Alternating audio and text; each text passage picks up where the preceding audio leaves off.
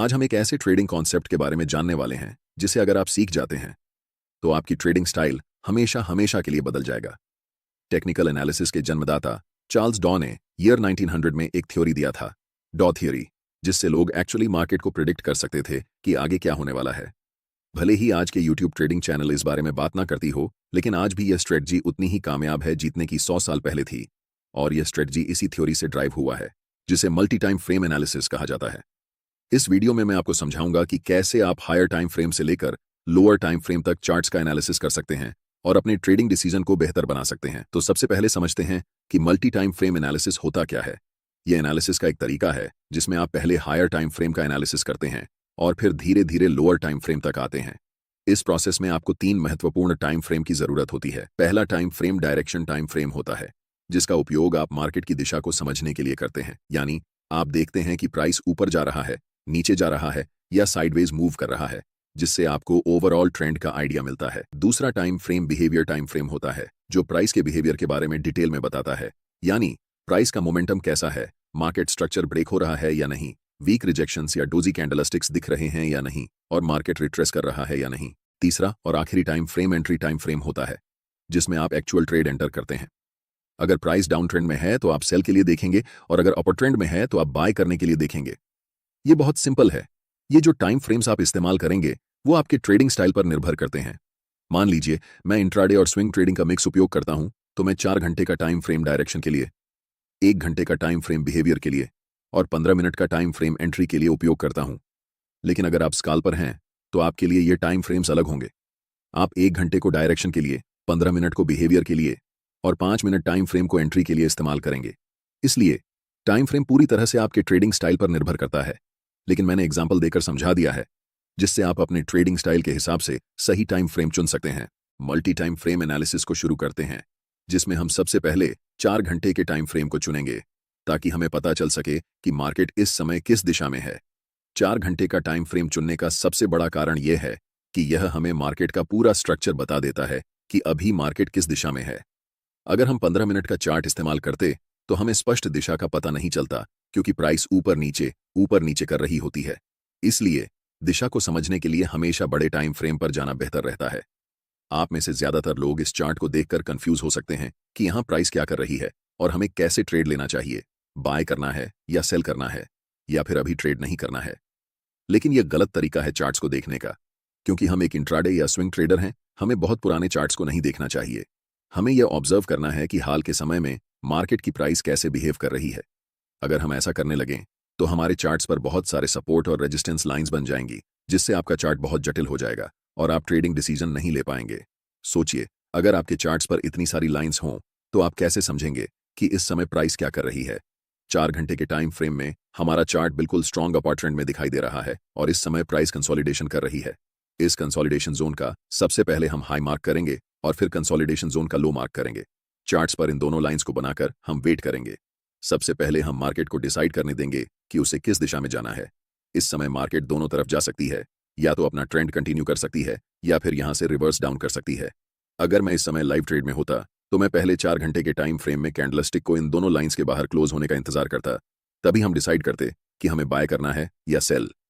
अगले कुछ कैंडल्स में प्राइस लोअर लो के नीचे कैंडल क्लोज करती है। ऐसे समय में ज्यादातर नए ट्रेडर्स सेल पोजीशन में एंटर करते हैं। मैं चाहता हूं कि आप ध्यान से देखें कि इसके बाद प्राइस क्या करती है। अगले ही कैंडल में एक बड़ी ग्रीन बुलिश कैंडल बनती है। अब जो मैं आपको बताने वाला हूं उसे ध्यान से सुनें, क्योंकि ये चीज आपकी ट्रेडिंग स्टाइल को हमेशा के लिए बदल सकती है। मैं आपको एक सीक्रेट टिप दे रहा हूं, बिल्कुल फ्री में। अभी चार्ट्स 4 घंटे के टाइम फ्रेम में हैं और हम देख सकते हैं कि ये एक स्ट्रॉन्ग अप ट्रेंड है। लेकिन जैसे ही हम चार्ट्स को 1 घंटे के टाइम फ्रेम में बदलते हैं तो हमें दिखता है कि प्राइस धीरे धीरे नीचे की तरफ जा रही है। और जब हम 1 घंटे के टाइम फ्रेम को 15 मिनट के टाइम फ्रेम में बदलते हैं तब हमें चार्ट्स पर एक स्ट्रॉन्ग डाउन ट्रेंड दिखता है। यह बात आपको कंफ्यूज कर सकती है कि 4 घंटे के टाइम फ्रेम पर प्राइस अप ट्रेंड दिखा रही है, लेकिन 1 घंटे और 15 मिनट के टाइम फ्रेम में प्राइस डाउन ट्रेंड शो कर रही है। ऐसा क्यों हो रहा है, इसे समझिए। जब प्राइस 4 घंटे के टाइम फ्रेम में थी तो लास्ट कुछ कैंडल्स में प्राइस रिट्रेसमेंट या पुलबैक ले रही थी। इसी पुलबैक को छोटे टाइम फ्रेम में देखने पर यह हमें डाउन ट्रेंड जैसा दिखाई देता है। एक बात हमेशा याद रखें, हायर टाइम फ्रेम हमेशा छोटे टाइम फ्रेम के ट्रेंड से ज्यादा मजबूत होता है।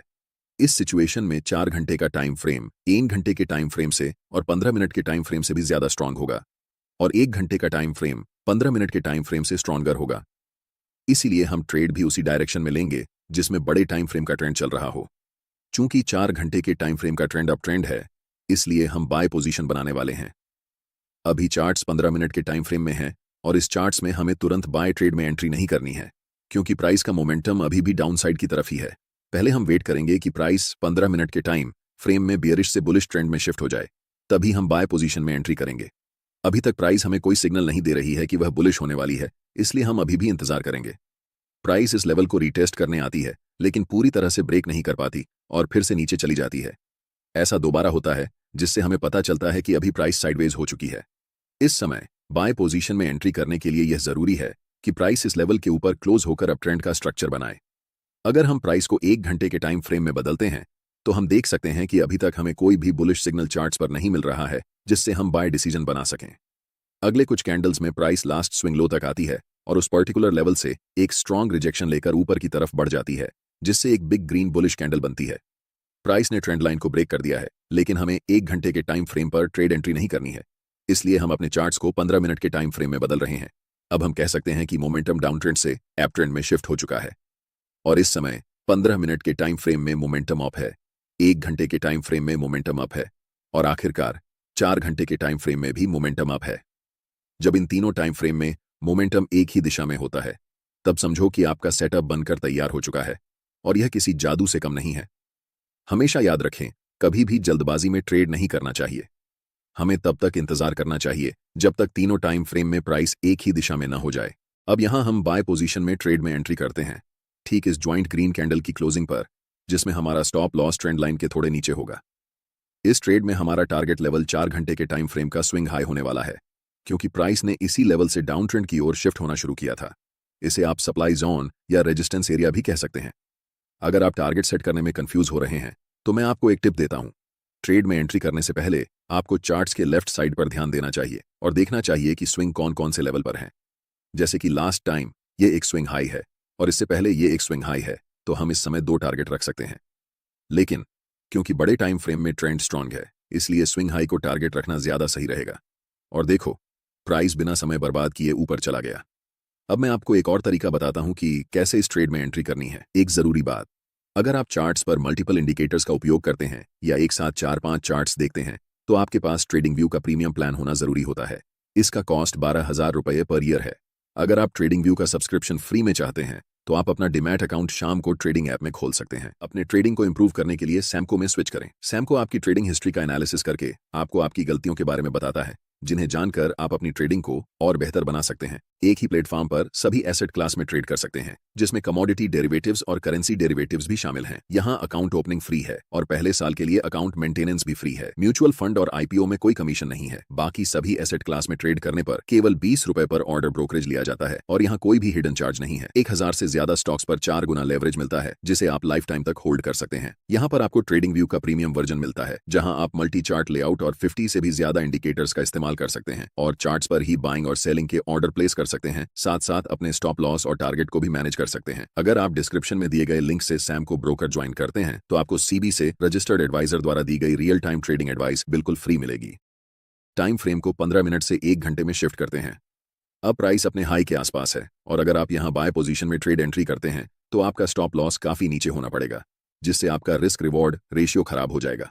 इसलिए हमें तुरंत ट्रेड में एंट्री नहीं करनी है, बल्कि प्राइस को पहले रिट्रेस होने देना चाहिए इस लेवल तक। प्राइस रेड कैंडल बनाते हुए नीचे आती है और इस लेवल को टच करती है, लेकिन आप तुरंत यहां पर एंट्री नहीं ले सकते।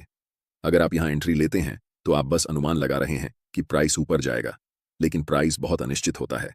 चाहे कितना भी महत्वपूर्ण लेवल क्यों ना हो, वह कभी भी ब्रेक हो सकता है या फिर उस लेवल को रिस्पेक्ट नहीं कर सकता है। इसलिए हम इंतजार करते हैं कि मार्केट पहले कंफर्म हो जाए कि वह किस दिशा में जाने वाली है, उसके बाद ही हम ट्रेड में एंट्री करेंगे। आप अगर अपनी इच्छा के अनुसार ट्रेड करेंगे, तो यह एक खतरनाक तरीका हो सकता है। कभी भी मार्केट में सर्वाइव नहीं कर सकते हैं, चाहे आपके पास कितना भी कैपिटल क्यों ना हो। अधिकतम 1 सप्ताह लगेगा और आपका कैपिटल डूब जाएगा। इसलिए हमेशा कंफर्मेशन का वेट करना चाहिए।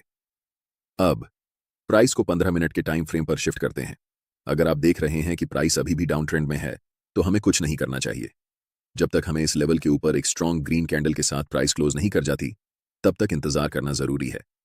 एक बार फिर प्राइस प्रीवियस स्विंग लो को ब्रेक करती है और अगले कुछ कैंडल में एक स्ट्रॉन्ग ग्रीन कैंडल बनाते हुए ऊपर की तरफ जाती है और इस लेवल के ऊपर स्ट्रांगली क्लोज हो जाती है। यहां पर एक कारण है कि प्राइस इसी पार्टिकुलर लेवल से रिवर्स क्यों हुआ। जैसे ही हम चार्ट्स को बड़े टाइम फ्रेम पर शिफ्ट करते हैं तो चार्ट्स के लेफ्ट साइड में एक डिमांड जोन नजर आता है। हम यहां सप्लाई और डिमांड जोन कैसे ड्रॉ करते हैं इस पर चर्चा नहीं करेंगे क्योंकि मैंने इस टॉपिक पर पहले ही एक डिटेल वीडियो बना दिया है। आप चैनल पर जाकर वह वीडियो देख सकते हैं। मैं चाहता हूं कि आप इस स्थिति को ध्यान से देखें और इसे उस वीडियो से लिंक कर पाएं जो मैंने पहले बनाया है। अब हमारे पास 3 कंफर्मेशन है। फर्स्ट, 15 मिनट के टाइम फ्रेम में ट्रेंड अप है। सेकंड, 1 घंटे के टाइम फ्रेम में ट्रेंड अप है। और थर्ड, 4 घंटे के टाइम फ्रेम में भी प्राइस अप है। हम जानते हैं कि यह सेटअप हमारे लिए एक जादू की तरह काम करता है। इस कैंडल की क्लोजिंग पर हम बाय ट्रेड में एंट्री करेंगे जिसमें हमारा स्टॉप लॉस कैंडल के लो के पास होगा और take profit next swing high पर होगा। अगर हम बड़े टाइम फ्रेम पर देखें तो ये हमारा एक के लेवल है जहां तक प्राइस जा सकती है।